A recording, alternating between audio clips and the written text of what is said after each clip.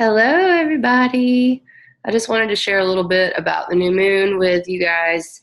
And so let's just jump into it. I'll share the chart here. This chart is I'm just going to go through the next couple of days leading up to the new moon on March 6th, and maybe even a day or two after, because this week's going to be interesting. So this is the chart for today right now. We've got, obviously, the sun is in Pisces. Happy birthday to all the Pisces out there, lots of them. And then so today, I think the biggest energy, which I really love this energy, is, let me get my little drawing thing here. Mars sextile the sun in Pisces. It's pretty cool. It's holding us down to earth, making us have to go slow because the sun in Pisces wants to connect with the one and the all, man. And it's like beauty and hopes and dreams. And Mars and Taurus is like, but don't forget reality. So that's actually kind of nice. I mean, it's keeping us down to earth a little bit because escapism is a big deal. It's going to be a big deal. Mercury retrograde is in Pisces. Pisces really rules escapism. Pisces rules the fog and illusion, but it also rules hopes and dreams and where we connect with spirit. So you'll hear me say this about every sign. There are always two sides to the same coin, and there are always two sides to every sign, every planet. You're going to have the lower octave and then the higher octave. And I'm going to talk about both because both are possible in life. But yeah, so that's right now Mars sextile the sun, and actually right this moment the moon is sextile Jupiter.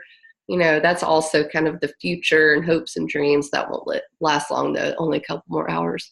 And then tomorrow, let's move ahead a couple hours because the moon goes into Pisces, which is going to be the first breath of Pisces new moon is tomorrow or overnight, actually, 3:30 a.m. Is when the moon moves into Pisces. So that new moon in Pisces action is active starting then, in my opinion. And then we move to, see what time this happens. We've got, Mercury goes retrograde at, looks like 12:30 p.m. tomorrow. Mercury retrograde in Pisces. That is our minds, Mercury, turning internal. There are a lot of, if you watch anything Rick Levine does, he'll always say all the rewords for retrogrades: rethink, redo. So our minds are going to be turning inward, maybe slowing down, really thinking heavily on the whole Pisces archetype. So we're talking hopes and dreams and confusion and all of that. Our connection with spirit, connection with the collective, everything, everyone, empathy. So I expect to see, I mean, we've already seen a lot of souls choosing to leave the world in the last couple of days, and that's going to be a thing. I mean, that could be a thing with several different signs. So it's not always just Pisces, but to me, it makes sense. If I were choosing to leave this earth, Pisces is a really nice energy to do it in. It's really easy to let go. And for that reason, if there's anyone around you that has any predisposition to drugs, alcohol, suicidal thoughts and tendencies, please show up for them. This is a very light working new moon. We need to show up for our people right now. Support, service, that's another Pisces thing. Service to the collective, service to spirit. So show up, especially for this whole Mercury retrograde, I would say, for your friends and people who are hurting.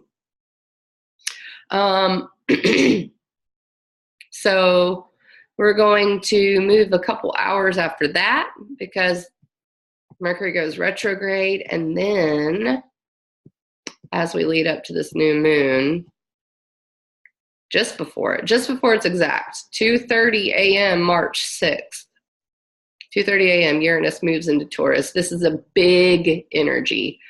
Any planets that are in the outside of the galaxy, outer planets, carry a little bit bigger energy. It can be a little more subtle because it can be slower energy, but not with Uranus. Uranus is the planet that rules extreme change, revolution, upheaval. So none of these are bad. None of these are good. They just are what they are. I mean, things change. I would say Uranus is closely related with chaos a little bit. Uranus also represents higher mind, a higher octave of Mercury. So this is like our higher mind. So it's moving from Aries, where it's been for the last 7 years. So we've done all this revolution in the area of personal identity. And that's really cool if you think about movements around identity in the last 7 years.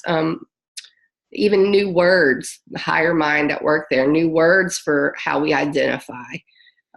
There's been a revolution in that area. You probably are not the same person you were 7 years ago. Of course, you could say that a lot, but it's especially true with Uranus and Aries.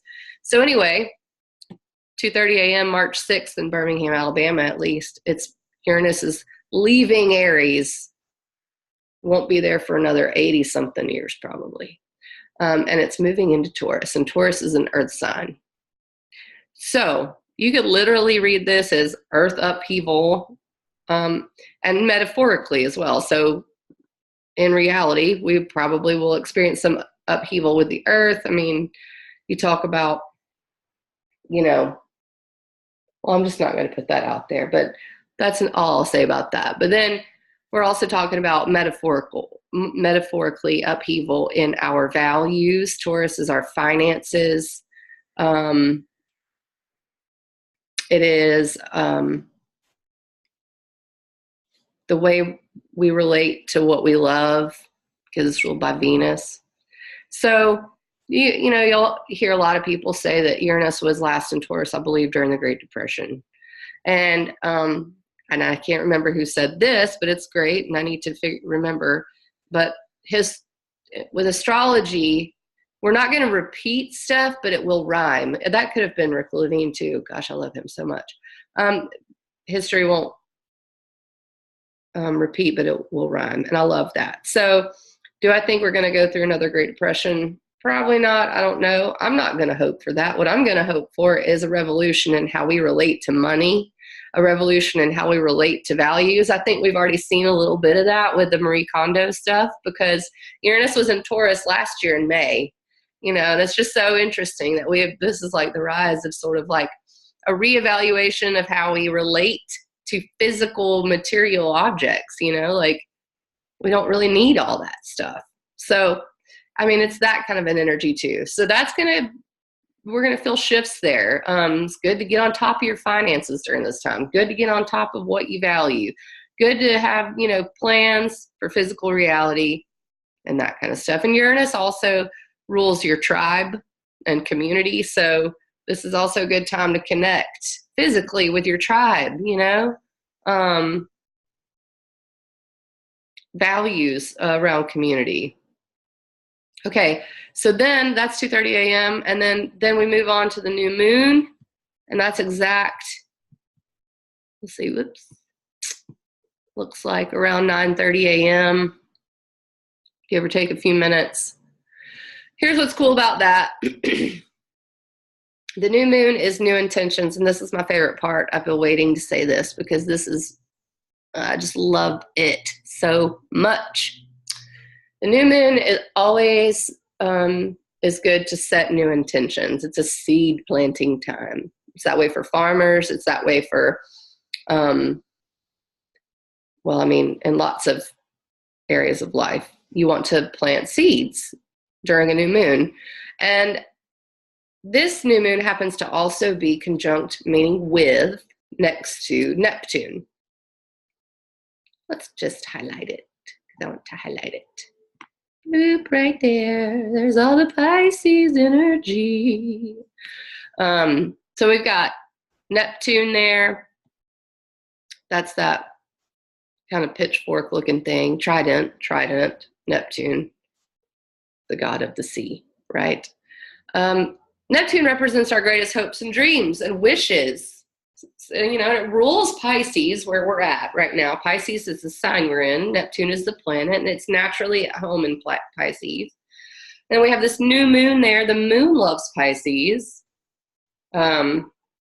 It's, I think I'd need to look at the dignities. I don't have those memorized yet. But anyway, I believe because Neptune is the higher octave of the moon, they both have this emotional quality to them. They're both water.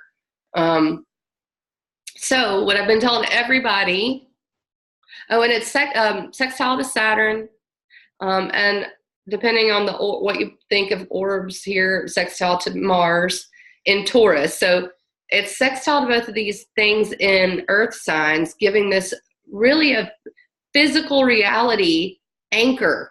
It's really cool.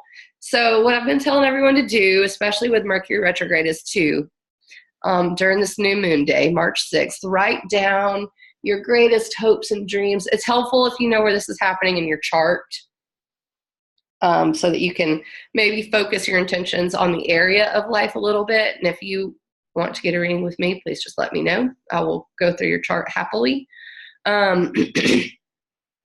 But write down your greatest hopes and wishes and dreams. Let fantasy enter the picture here. Please do not limit yourself. Not with Uranus and Taurus, not with Mars sextiling this. No.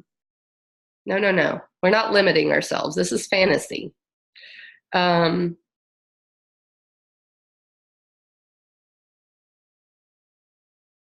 Yeah. Meditate on what it is you really want. What's the life you want? Especially the emotional, the spiritual life you want, you know, with that there. If you write that down and you fold it up and you put it somewhere you can see every day for the next 6 months, because I'm looking ahead to the full moon in Pisces as the culmination. Full moon in Pisces is the culmination of this cycle here.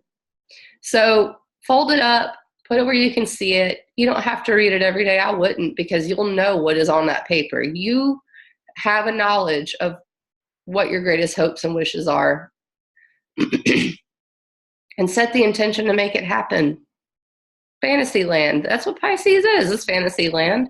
And then we've got Saturn in Capricorn, like, hey, we can build the structures to support this. We can do it. Mars and Taurus, not going to run away with it. It's going to kind of plod along. Your ego's like, we're going to support this.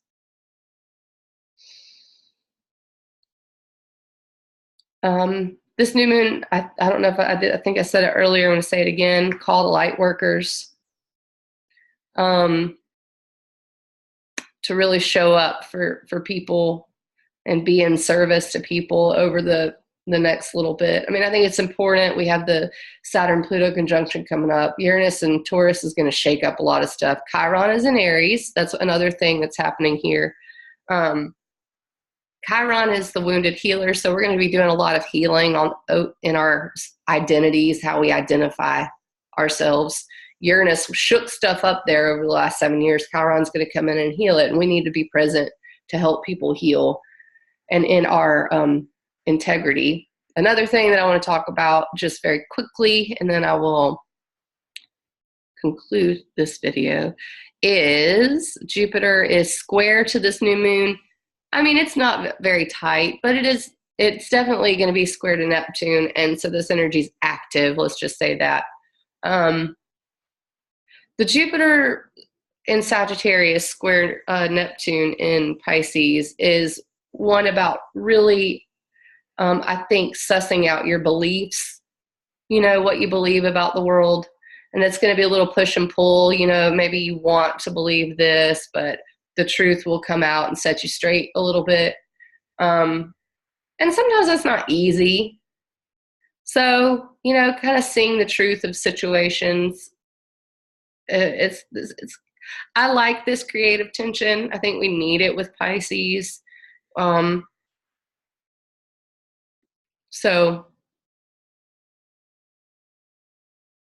yeah, I think that's all I want to say. Happy new moon. I'm really excited about it. I feel good about it. I have a Pisces moon, so this is my new moon. I love it. And